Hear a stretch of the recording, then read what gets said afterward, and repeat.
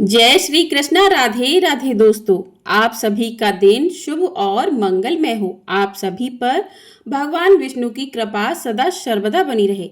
आज की वीडियो में आप सुनेंगे भादो मास महात्म्य का अध्याय 7। आज का अध्याय शुरू करने से पहले भगवान विष्णु के श्री चरणों का ध्यान करते हैं और आज का अध्याय प्रारंभ करते हैं।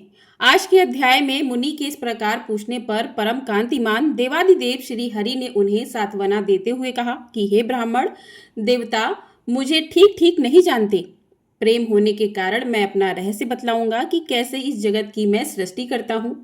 ब्रह्म ऋषि, तुम पितृभक्त हो और मेरी शरण में आए हो, इसलिए तुम्हें मेरे स्वरूप का प्रत्यक्ष दर्शन हुआ है।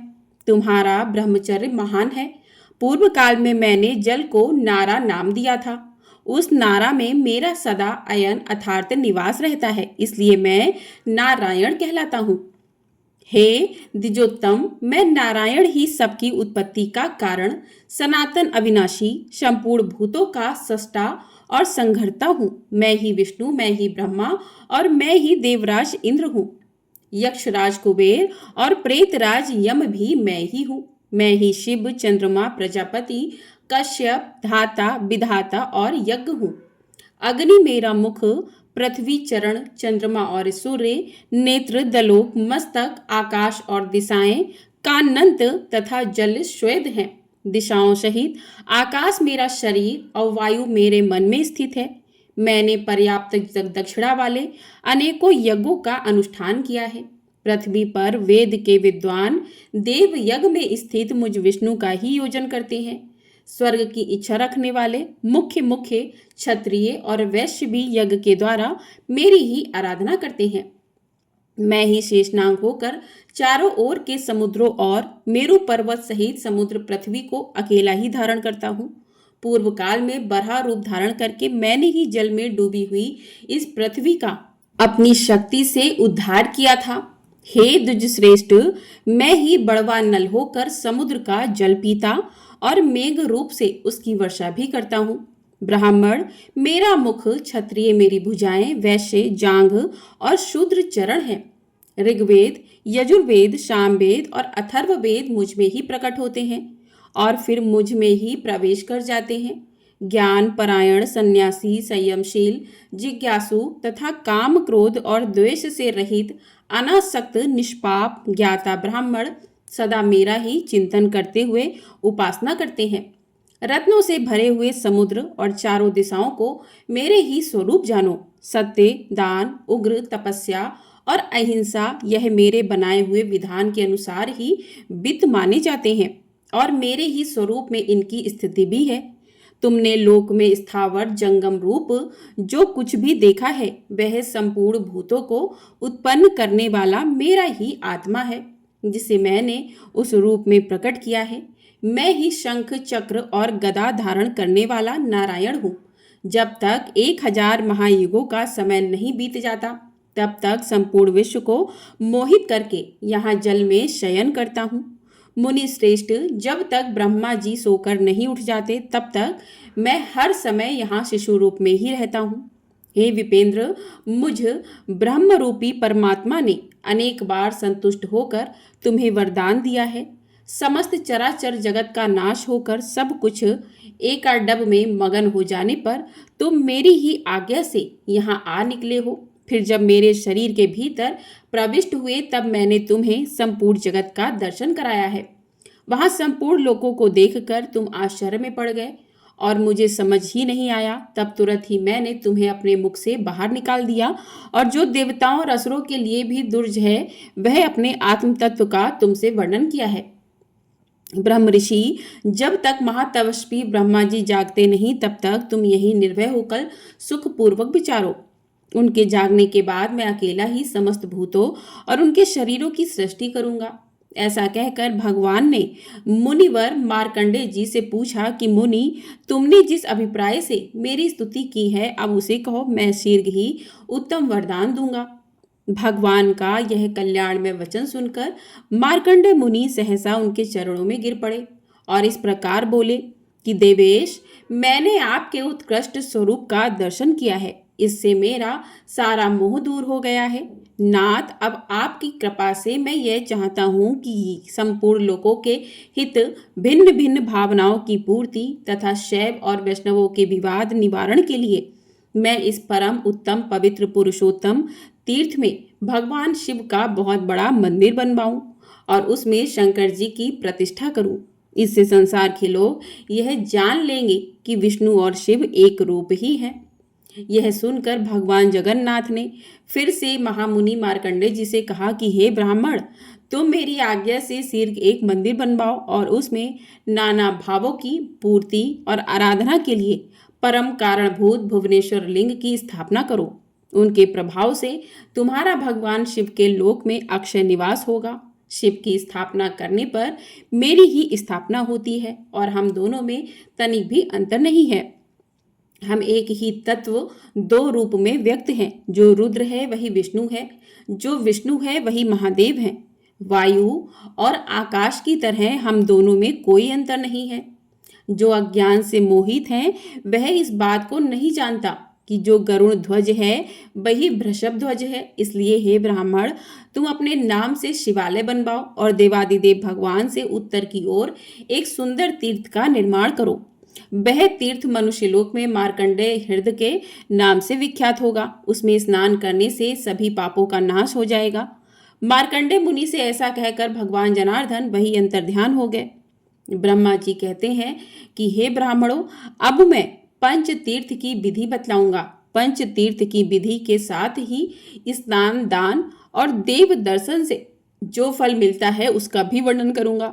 मार्कंडेय हद में जाकर जो मनुष्य उत्तर दिशा की ओर मुंह करके 3 बार डुबकी लगाए और इस प्रकार कहे कि भग के नेत्रों का नाश करने वाले त्रिपुर शत्रु भगवान शिव, मैं संसार सागर में निमग्न पापग्रस्त और अचेतन हूँ, आप मेरी रक्षा कीजिए। आपको नमस्कार है। समस्त पापों को दूर करने वाले शांत स्वरूप शिव को नमस्कार है। देवेश्वर, मैं यह स्नान करता हूँ, मेरा सारा पाप नष्ट हो जाए। ऐसा कहकर बुद्धिमान पुरुष नाभि के बराबर जल में स्नान करने के बाद देवताओं और ऋषियों का विधि पूर्वक तर्पण करे और फिर तिल और जल लेकर पितरों की भी तृप्ति करे। उसके बाद आचमन करके शिव मंदिर में जाए। मंदिर के अंदर प्रवेश करके 3 बार देवता की परिक्रमा करे। फिर मार्कंडेश्वराय नमः इस मूल मंत्र से या फिर अघोर मंत्र से, यानी कि ओम अघोरेभ्यो अथा घोरेभ्या घोर घोर तरेभ्या सर्वेभ्या सर्वेभ्यो नमस्ते अस्तु रुद्र रूपेभ्या, इस मंत्र से शंकर जी की पूजा करके उन्हें प्रणाम करें और फिर इस प्रकार कहें कि त्रिलोचन नमस्ते, नमस्ते शशीब भूषण त्राहि माम त्वम विपुपाक्ष महादेव नमो स्तुते, अर्थात 3 नेत्रों वाले शंकर आपको नमस्कार है। चंद्रमा को भूषण रूप में धारण करने वाले आपको नमस्कार है। विकट नेत्रों वाले शिव जी, आप मेरी रक्षा कीजिए। हे महादेव, आपको नमस्कार है। इस प्रकार मार्कंडेय सरोवर में स्नान करके भगवान शंकर का दर्शन करने से मनुष्य सभी पापों से मुक्त होकर भगवान शिव के लोक में जाता है। वहां से कल्पांतर स्थायी बट वृक्ष के पास जाकर उसकी 3 परिक्रमा करें। फिर इस प्रकार कहें कि अव्यक्त स्वरूप महाप्रलयकारी और महान रस से युक्त आप बट वृक्ष को नमस्कार है। हे बट, आप प्रत्येक कल्प में अमर हैं। आप पर भगवान श्री हरि का निवास है। हे नगोद, मेरे पाप हर लीजिए। कल्प वृक्ष आपको नमस्कार है। इसके बाद भक्ति पूर्वक परिक्रमा करके उस कल्पांत स्थायी वट को नमस्कार करें। ऐसा करने वाला मनुष्य कचूली से छूटे हुए सांप की तरह अचानक पापों से मुक्त हो जाता है। उस वृक्ष की छाया में पहुंच जाने पर मनुष्य ब्रह्म हत्या पाप से भी मुक्त हो जाता है। फिर अन्य पापों की तो भला बात ही क्या है।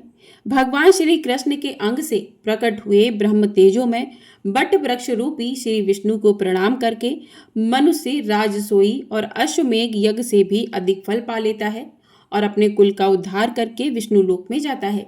भगवान श्री कृष्ण के सामने खड़े हुए गरुड़ को जो नमस्कार करता है वह सब पापों से मुक्त होकर श्री विष्णु जी के बैकुंठ धाम में जाता है। बट वृक्ष और गरुड़ का दर्शन करने के बाद जो पुरुषोत्तम भगवान श्री कृष्ण, बलभद्र और सुभद्रा जी का दर्शन करता है वह परम गति को प्राप्त होता है।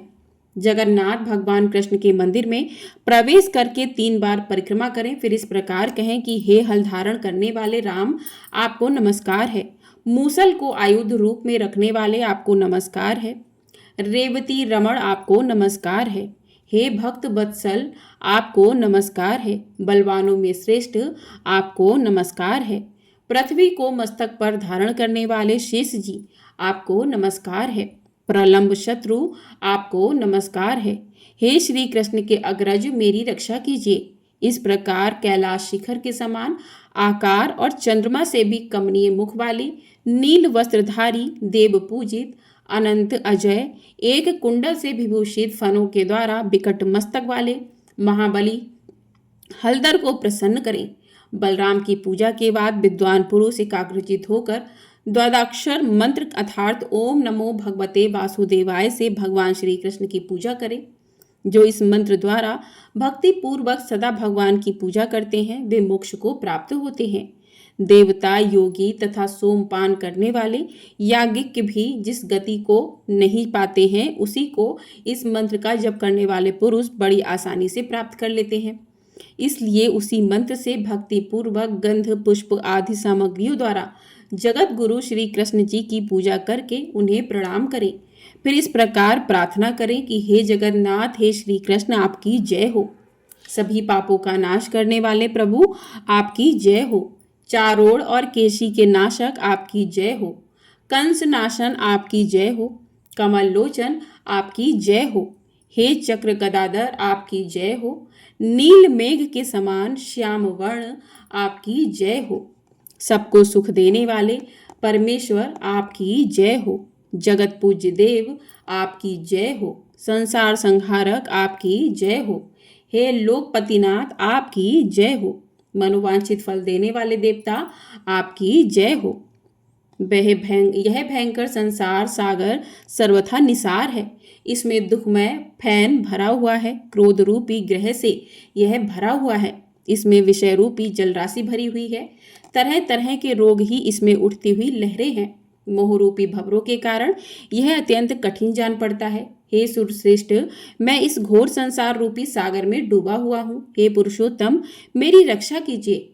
इस प्रकार प्रार्थना करके जो देवेश्वर वरदायक, भक्त वत्सल, सर्व पापहारी, समस्त अभिलषित, फलों के दाता, मोटे कंधे और 2 भुजाओं वाले, श्याम वर्ण, कमल पत्र के समान, विशाल नेत्रों वाले, चौड़ी छाती, विशाल भुजा, पीत वस्त्र और सुंदर मुख वाले, शंख, चक्र, गदाधर, मुकुटांग भूषित, समस्त शुभ लक्षणों से संपन्न और वनमाला विभूषित भगवान श्री कृष्ण का दर्शन और उन्हें प्रणाम करता है, वह हजारों अश्वमेघ यज्ञों का फल और सभी तीर्थों में स्नान और दान करने का फल प्राप्त कर लेता है। संपूर्ण वेद, समस्त यज्ञ, सारे दान, व्रत, नियम, उग्र तपस्या और ब्रह्मचर्य के समान पालन से जो फल मिलता है, वही भगवान श्री कृष्ण के दर्शन और वंदना से प्राप्त होता है। शास्त्रोक्त आचार का पालन करने वाले गृहस्थ को वनवास के नियमों का पालन करने से, वानप्रस्थ को और शास्त्रोक्त रीति से संन्यास धर्म का पालन करने पर सन्यासी को जो फल मिलता है, वही भगवान श्री कृष्ण का दर्शन और उन्हें प्रणाम करने वाले मनुष्य बड़ी आसानी से प्राप्त कर लेता है। भगवान के दर्शन के महात्म्य के संबंध में और अधिक कहने की क्या आवश्यकता है। भगवान श्री कृष्ण का भक्ति पूर्वक दर्शन करके मनुष्य दुर्लभ मोक्ष तक प्राप्त कर लेता है। इसके बाद भक्तों पर स्नेह रखने वाली सुभद्रा जी का भी नाम मंत्र से पूजन करके उन्हें प्रणाम करें और हाथ जोड़कर इस प्रकार प्रार्थना करें कि नमस्ते सर्वज्ञ देवी, नमस्ते शुभ सौख्य दे, त्राही मांग पद्म पताक्षी कात्यायनी नमोस्तुते। अर्थात हे देवी, आप सर्वत्र व्याप्त रहने वाली और शुभ सौख्य प्रदान करने वाली हैं। आपको बारंबार नमस्कार है। पद्म पत्र के समान विशाल नेत्रों वाली कात्यायनी, मेरी रक्षा करो, आपको नमस्कार है। इस प्रकार संपूर्ण जगत को धारण करने वाली, लोक हितकारिणी, वरदायिनी और कल्याण में बलभद्र भगनी सुभद्रा जी को प्रसन्न करके मनुष्य इच्छानुसार गति से चलने वाले विमान के द्वारा श्री कृष्ण के बैकुंठ धाम में जाता है।